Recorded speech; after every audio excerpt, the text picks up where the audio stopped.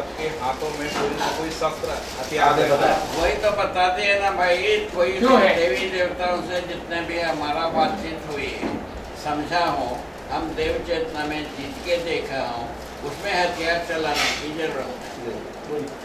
ठीक है ना। हम जो है ना जो कुछ भी किए हैं, हमारा भाई के मारे हम देवताओं के हाथों में वो औजार को दिए, शिल्पी को बताए हैं। दारू पीने वाला शिल्पी भी मूर्ति बनाता है। इतने ही बताना चाहते हैं, बताइए। समझ पड़ी? क्लियर है ना? क्लेरिफिकेशन करूँ? हाँ, स्पष्ट रीते समझाओ माने जेटली कैपेसिटी जेમાં समझाओ। हम जो देव चेतना से हम जिए हों, उसमें तलवार चलाने की बात नहीं है। अभी विरोध का विजय पाने की आवश्यकता है। बाबा કહે છે કે વેરથી વેર સમતું નથી, કોઈ બી વેર હોય, સમજો કે કોઈ તાલિબાન છે કે કોઈ શ્રીલંકન છે કે ઓલો છે, એને સમજાવટથી થાય અને બધા પ્રોબ્લેમ નક્સલાઇટ હોય કે ગમે એ હોય, એ વેર વૃત્તિથી ન જાય, કોઈ હથિયારથી ન જાય, એને સમજદાર બનાવવાથી એ બધું પ્રોબ્લેમ સોલ્વ થઈ જાય।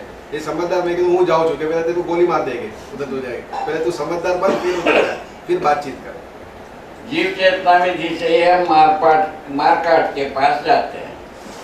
अच्छा, उसी जीव चेतना में आपके जिसे प्रश्न का उत्तर आ गया। હવે હજી બીજું આગળ બાબાની જે વાત હતી, मानव जब भयभीत होता है तो वो किसी अदृश्य शक्ति को जो है शक्ति संपन्न देखना चाहता है, इसलिए उसने उनके हाथों में एज अ सपोर्ट वो देखना चाहता है। નહીં હવે એમાં એક રહસ્યની વાત બાબાએ કહી દીધી, સરળતાથી સમજમાં કદાચ આવી હશે અમુક લોકો। दूसरा बाबा जी ने कहा कि उन्होंने जितने भी देवताओं को देखा है, उनसे बातचीत की है, वहाँ पर शस्त्र का कुछ काम नहीं। देव चेतना में हम स्वयं जिए हों। સમજ્યા હવે? કારણ કે હજી તો આપણે તો હજી જીવ ચેતનામાં છીએ, હજી માનવ ચેતનામાં અને માનવ ચેતનામાંથી દેવ ચેતનામાં જવાનું, અને એના 9 સ્ટેજીસ છે અને એવરીબડી કેન ડુ ધેટ। એના માટે કઈ મોક્ષની વાત કરીએ, ઇવન જૈનિઝમમાં હિન્દુઇઝમમાં બધા મોક્ષ જેવી વસ્તુ જ નથી। There is no place like moksha. It પણ is દેવ not. હોય છે, હા? દેવ હોય છે, દેવ એટલે આપણો જીવન જ। If you live like Let him speak. Let him speak. દેવતા बाबा जी ये पूछ रहे हैं कि देवता क्या होते हैं सर? देवता ये होता है, बताए ना, देव चेतना पूर्वक जीना देवता। वो समझ देव में चेतना क्या होता है पूछा तो उपकार करने के रूप में होता है, मानवता पूर्ण आचरण के साथ उपकार करना। उपकार करने के बारे में क्या बताया? अपने संतान को मानव चेतना में अभिभूत कराना, बोध कराना, प्रमाण प्रस्तुत कराना, ये उपकार। ये जरूरत है कि नहीं है? ये जरूरत है कि नहीं? कितना देर का को लगाते हैं? लेकिन मेरा प्रश्न था देव जैसे लोग होते हैं या क्या नहीं? करें? उन्होंने कहा जैसा देवताओं का वर्णन करते हैं वैसा कोई देवता होते हैं क्या? हमारा कुछ भी नहीं होता है। देवता तो उनका वर्णन यही है, हमारा हमको बचाओ, बाकी को सबको मारो। हमारा मित्र को बचाओ, बाकी हमारा शत्रुओं को सबको मारो। બરાબર। બજરંગ બલી तोड़ दे दुश्मन। ऐसा कोई बुद्धू देवता को हमने देखा नहीं है, हम स्वयं देव चेतना में जी के देखा। ऐसा हम हमारे में बुद्धू पर ना आया नहीं। इससे ज्यादा हम क्या कमाई बताऊंगा? ખબર જ નથી। इच्छा हो तो आप लोग जी के देखो, इच्छा हो तो देखिए। बाबा के अनुसार देवता का मतलब है मनुष्य ही, अच्छे आचरण वाले मनुष्य जो है वही देवता है। ये है मेरा। See, first we understand Manav Chetna only, then we have a competency to understand Dev Chetna. हाँ बोलिए, पूछिए। बाबा जी को पहले नमस्कार। मेरी जिज्ञासा ऐसी है कि आपकी पुस्तक मुझे कर्ण पाठक जी ने दी, उसमें लिखा है ब्रह्म सत्य जगत मिथ्या। उसकी जगह पर आपके विचार ऐसे हैं कि ब्रह्म सत्य जगत शाश्वत। और आगे एक जगह ऐसा लिखा है कि जीवन शाश्वत, जन्म मृत्यु घटना। मेरी जिज्ञासा ये है कि जगत ब्रह्म सत्य हो सकता है, जगत शाश्वत हो सकता है और जीवन शाश्वत हो सकता है, तो जन्म मृत्यु घटना क्यों? बाबा जी आपकी पुस्तक में लिखा है हाँ ब्रह्म सत्य जगत शाश्वत। हाँ तो उन्होंने कहा कि ये ठीक है, समझ ठीक में हो आ गया। सकता, ठीक है। ठीक है। दूसरी बात आपने लिखी है हाँ। कि जीवन जीवन शाश्वत। जीवन शाश्वत, नित्य जीवन नित्य, जीवन नित्य जीवन जीवन जीवन नित्य, नित्य जन्म ब्रह्म मृत्यु। जन्म मृत्यु एक घटना है। घटना। इसका क्या मतलब है? इसका मतलब है जन्म होता है और शरीर का। घटना क्यों? शरीर का बाबा एक सेकंड वो चल रही शरीर का रचना होता है गर्भाशय में। वही बोल रहे हैं। ठीक है ना? उसका प्रश्न पूरा नहीं हुआ। हाँ। जीवन नित्य और जन्म मृत्यु जो आपने लिखा है घटना, एक मेरा घटना प्रश्न है कि घटना क्यों? हाँ, वही वह बता- नित्य वही- क्यों नहीं, वो शाश्वत क्यों हाँ, नहीं? वही वही बता रहे हैं। क्या कहना? अब यहाँ आइए, सुनिए आइए, बैठिए। Eye contact. प्रश्न बाबा प्रश्न ये है कि जन्म मृत्यु को शाश्वत क्यों नहीं बोला, उसको क्यों घटना बोला? वो जन्म मृत्यु शाश्वत नहीं, घटना है। तो वही पूछ रहे हैं, बता दीजिए क्यों। बताइए बाबा। हाँ, वही बताइए ना। बताइए। घटना के बारे में यह निवेदन किया है। घटना के बारे में शरीर रचना गर्भाशय में होता है, ठीक है ना? गर्भाशय से बाहर आता है वैसा नहीं रहता गर्भ में जो रहा। उसके बाद 10 वर्ष के बाद और कुछ हो जाता है, और 20 वर्ष के बाद और बुढ़ापे में, और उसके बाद में शरीर शांत हो जाता है, ठीक है ना? इसको घटना हम बताए। वस्तु रहता ही है शरीर के लिए, और द्रव्य जो निहित रहते हैं वो सब जो पुनः धरती पे ही समाते हैं, इसको बताए। तो चाहे जानवर को खिला दो तभी भी धरती में समाता है, और जला दो तभी भी शरीर धरती में समाता है, गाड़ दो तभी भी शरीर धरती में समाता है, इसको बताए। ठीक है? क्या कहना है बाबा, जन्म मृत्यु की को नित्य क्यों नहीं कहा? हाँ? बाबा जन्म मृत्यु जो ना विघटना को, शरीर विघटित होने का क्रिया को मृत्यु कहा। बाबा कह रहे हैं कि जन्म मृत्यु घटना है और जगत नित्य है, तो ये नित्य से तात्पर्य क्या है? शरीर नित्य का क्या अर्थ है बाबा? इसको नित्य का करता है सतत बना रहना। ये अभी बताए थे, होना रहना, होने के बाद नियति विधि से रहे, जागृति विधि से रहना होता है मानव। बाबा जी, तो जीवन और मृत्यु भी तो होते ही रहता है। जिस मानव process परंपरा के continue- रूप में रहता है। परंपरा के रूप में रहता है, इंडिविजुअल के रूप में नहीं। एक सेकंड है, आई जस्ट इंटरप्ट। जीवन और मृत्यु नहीं, पास में। जीव और पास में। जन्म और मृत्यु। जीवन का मतलब है बाबा के जो अंदर चेतना है, आप जो सादी भाषा में महात्मा बोलते हैं उसको बाबा जीवन बोलते हैं। उनकी परिभाषा जीवन है। शरीर को छोड़ देता है, उसको मृत्यु नाम देते हैं। तो शरीर की सभी द्रव्य धरती में समाता है, पुनः शरीर रचना गर्भाशय में होता है, प्रक्रिया। ठीक है ना? प्रक्रिया विधि से, ठीक है?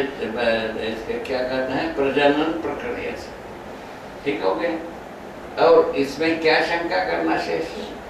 जीवन नित्य है तो यह भी तो नित्य हो सकता है, ऐसा मैं कहना चाहता हूँ। यह भी तो हमेशा होते रहता है। नहीं, शरीर को समझ नहीं है। जन्म मरण के नित्य इनका ये कहना है बाबा, जैसे जीवन नित्य है, हाँ। जीवन के ही तो साथ ही इनका जन्म और मृत्यु जो है वो भी होता ही रहता है, निरंतर बना रहता वो भी है। नित्य है। घटना रूप में है ना भाई, जन्म और मृत्यु। उसको क्यों अपन इतना देर लगाना है? जीवन को समझना जीवन पड़ेगा। और ये जो क्रिया है तो इस सब एक में ही तो एक के साथ दूसरा क्रिया मिलते ही है ना बाबा। क्रिया जो है ना रासायनिक भौतिक, समझ पड़ी? रासायनिक भौतिक घटना ही है। उसको थोड़ा सा अपने को परिशीलन करना पड़ेगा, शायद है सद्बुद्धि से। रासायनिक भौतिक विधि से घटनाएं होते रहते हैं, ठीक है ना? क्या घटना होता रहता है? श्रम गति परिणाम होता रहता है, रासायनिक भौतिक बाबा जीवन क्या है फिर? परिणाम घटना का। बाबा इनका अगला प्रश्न है कि जीवन क्या है? जीवन जो है ना गठन पूर्ण परमाणु, ये लिखा है ना भाई, वो उसी दर्शन में लिखा है। गठन पूर्ण परमाणु को हम जीवन नाम दिए, ठीक है? गठन पूर्ण परमाणु के रूप में हम परमाणु को क्या अध्ययन कर सकते हैं।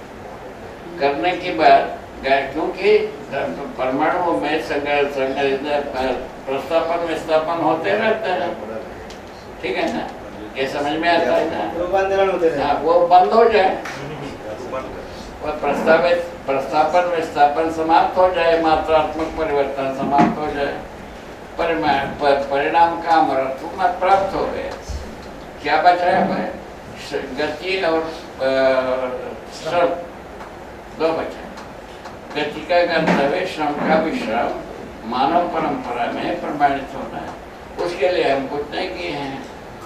उसके लिए पहले एक प्रस्ताव रखा है, मानव जीव चेतना से मानव चेतना श्रेष्ठ है, मानव चेतना से देव चेतना श्रेष्ठतर है, और देव चेतना से दिव्य चेतना श्रेष्ठतम है, ऐसा लिखा है। सर्वोत्तम क्या है बाबा? सर्वोत्तम क्या है? सर्वोत्तम क्या है? सर्वोत्तम वही श्रेष्ठतम। श्रेष्ठतम क्या है? दिव्य क्या? पूछ रहे हैं सर्वोत्तम क्या है? यह श्रेष्ठ वही श्रेष्ठतम ही सर्वोत्तम है। घट्टी में जा रहा है। दिव्य चेतना, मानव चेतना, देव चेतना, दिव्य चेतना। दिव्य चेतना श्रेष्ठतम। तो आप परम चेतना किसे कहते हैं? उसी को परम चेतना कहो, श्रेष्ठ चेतना कहो, सर्वश्रेष्ठ चेतना। भाषाएं अब देना, हम पंडित हैं, भाषाएं देने में मानव जात पंडित है। मैं ऐसा कहा गलत है ये, बराबर, ठीक है। नाम देना, नामकरण करना हमारा काम है। बच्चे पैदा होता है, कोई नाम नहीं है, नामकरण पहचान के लिए नाम से हम करते हैं, हम करते ही हैं, सभी सारे माताएं बेटे ज्यादा ऊंचा हो जाए, करते ही हैं। ज्यादा ऊंचा ये ठीक है। इस जो है ना कोलाहल के लिए इतना कोलाहल है। एक घटना हो, घटना में आ गया। इतने के लिए इतना कोलाहल है। बाबा हाँ, नहीं, मैं बस एक एक घटना की जो बात हो रही है ना, जो मैंने बहुत सोचा बढ़िया आपने पूछा है, उसका सम्मान है और उसका उत्तर। समाधान वही यदि आप तक पहुंचता है तो धन्यवाद। हमको आपस में और कुछ नहीं चाहिए। हमें ये सोच रहा हूँ, यदि मानव का स्वत्व मानव को यदि मिल जाती है, उसके लिए हम धन्यवाद निरंतर बना रहे, ऐसा हम आशीर्वाद देने के अलावा कुछ नहीं करता हूँ, कुछ नहीं चाहता। हमारा कोई सेवा की आवश्यकता नहीं है, वस्तु की आवश्यकता, दक्षिणा की आवश्यकता नहीं है। हम स्वयं अपने हाथ पैर से चलने योग्य हो, हम हमारा स्वायत्तता से हम अपना पेट भरने योग्य हो, उसके साथ चलने फिरने योग्य हो, चलते फिरते ही हैं। गाड़ी घोड़ा किसी बात का हमारे पास कमी नहीं। हो गए, खत्म हो गया बात। बाबा ये कुछ बोलना चाहते हैं, एक मिनट। नमस्ते जी। ठीक से मैं सुन के बताएं। मैं तो ये विषय में कोई एक्सपर्ट नहीं हूँ, फिर भी मेरे कुछ विचार आपके सामने पेश करना चाहता हूँ। इसमें किसका अवमान करने की इच्छा नहीं है। एक तो ऐसा हम लोग समझते हैं कि भगवान निराकार निर्गुण है, बट आदमी जो है, आम आदमी, उसके समझ में नहीं आता है कि आम आदमी को समझने के लिए भगवान ने मनुष्य का रूप लिया। वैसा ही जगन मिथ्या ब्रह्म सत्यम और ब्रह्म सत्यम जगन मिथ्या, इसमें थोड़ा सा बदल करेंगे तो आम आदमी के लिए समझ में आएंगे। ये मेरे खुद के विचार है, आप सहमत होंगे या नहीं मुझे मालूम नहीं है। ब्रह्म सत्यम और जगन मिथ्या में हम लोग आज इधर इकट्ठे हो गए हैं, ये तो सत्य है। फिर भी मिथ्या का अर्थ हम लोगों ने नाशवंत लिया। जो कुछ चीज इधर पैदा होती है वो नाश होने वाली है। इसका मतलब मिथ्या का अर्थ नाशवंत ऐसे लेंगे तो थोड़ा सा आसान हो जाएगा। दूसरी चीज ऐसी है कि सत्यम, हम लोग हर रोज सूर्यदेव को देखते हैं। सूर्यदेव का एस्ट्रोनॉमी के हिसाब से 5 लाख करोड़ बरस के बाद वो भी डिसइंटीग्रेट होने वाला है। अपने लिए सापेक्षता के हिसाब से वो तो सत्य है, परमानेंट है। अभी 5 लाख करोड़ वर्ष तक वो अपने को ये लाइट भी देगा, हीट भी देगा, ये सब चल रहा है। तो हम लोग समझते हैं कि सूर्य देव ये सत्य है।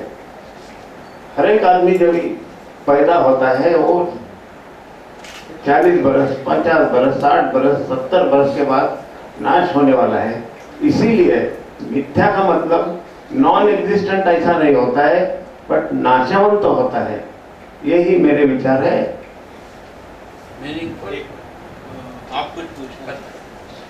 मैं इधर से पूछ सकता हूँ? जी जी, आप बाबा जी, हमारे मन में हमेशा एक संशय पैदा होता है कि हिंदू धर्म में पुनर्जन्म और प्रारब्ध ये 2 ऐसे शब्द है जिसे हमेशा हमको डाउट रहता है। इसके बारे में आप जरा आपको बता दें, पुनर्जन्म क्या है, ये है सच है, और प्रारब्ध क्या है, इसमें क्या बात है? आपने क्या बोला? आप बाबा, इनकी बातों में 2 चीज थी। इन्होंने 2 चीजों के बारे में बताया। एक तो ये कि देवी देवता या जो भगवान है, इसको अगर देखा तो इसको निर्गुण निराकार बताया है। अगर इस ईश्वर को इसको आसानी से समझने के लिए इसको आकार दिया, ये एक बात रखी उन्होंने। दूसरा ये कहा कि जो विगत ने जो किया है उसको आपने बताया। हाँ, ठीक। हाँ, और दूसरी ये बात कह रहे हैं कि जो ब्रह्म सत्य जगत मिथ्या की जो व्याख्या है, उसको ऐसा भी लिया जा सकता है कि मिथ्या का मतलब जिसका नाश होता है ना, वो नहीं है, ऐसा नहीं है। तो उनको ऐसा आशय गया कि यहाँ जो बात हो रही थी अभी, इसमें मिथ्या से जो नहीं है इसको हम बता रहे हैं, जबकि ऐसा नहीं है कि वो नहीं है, सिर्फ उसका नाश होता है। ठीक है ना, वो मान लिया नाश नहीं होता है, रहता है, वो प्रमाणित करने की बात है ना। अब जो है ना मानव परंपरा में इसको प्रमाणित करने की बात, इतना ही बात है ना, और कुछ बात। माने जगत शाश्वत लिखा है, हमने खुद लिखा है ब्रह्म सत्य जगत शाश्वत, ये लिखा, ठीक है ना। जीवन नित्य, जन्म मृत्यु एक घटना है। जीवन नित्य है, शरीर जीवन के लिए शरीर एक घटना है, जन्म मृत्यु के रूप में। इसको आप हम देख सकते हैं, क्या तकलीफ नहीं था। ये प्रश्न और इन्होंने पूछा है कि पुनर्जन्म क्या होता है और प्रारब्ध क्या होता है। पुनः परंपरा की बात है, उसका इंटरप्रिटेशन हमारा है, परिभाषा हमारी है, ना कि परंपरा की, है ना। प्रारब्ध के बाद में कोई घटपट नहीं है। पूरा लब्ध है प्रारब्ध शब्द का अर्थ ये है, पहले से हम प्राप्त किए रहते हैं, उसका नाम है प्रारब्ध, ठीक है ना। क्या प्राप्त किए रहते हैं? समस्या समाधान। समाधान से सुख का अनुभव करते हैं, समस्या से दुख का अनुभव करते हैं। शरीर के सब क्रिया के प्रतिक्रिया में यही होता है। ठीक हो गए? इसमें कोई तकलीफ? ऐसे प्रारब्ध 2 प्रकार से होता है। शरीर के हमारे कर्तव्य से तो समस्या समाधान, समस्या को हम चाहते नहीं, समाधान चाहते हैं। समस्या से दुख होता है, समाधान से सुख होता है। हम सुख धर्मी हैं, इसीलिए सुख चाहते हैं, सुख के लिए समाधान, समस्या से मुक्ति पाना हमारा काम है। समस्या से मुक्ति कैसे होता है? समझदारी से समाधान बराबर सुख, नासमझी से समस्या बराबर दुख। नासमझी क्या चुजे पुता देव चेतना में, जीवित चेतना में जीना समझता नासमझी है। मानव चेतना में जीना समझदारी। कितने ही बात जो करना है वही कर लीजिए, जो इच्छा होगा वही करिए। हमारा कोई आग्रह नहीं है, विश्लेषण है।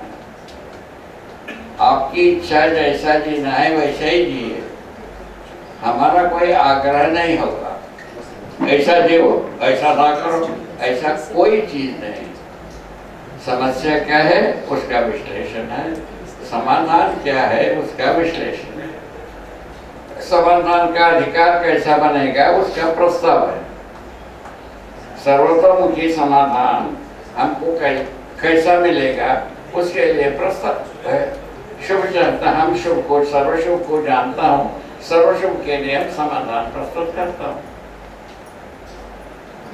समाधान चाहिए तो अपनाया जाए, समस्या चाहता है तो जीव चेतना में जिया जाए, कौन करता है ना जीवे। ठीक हो गया? हाँ, हो गया।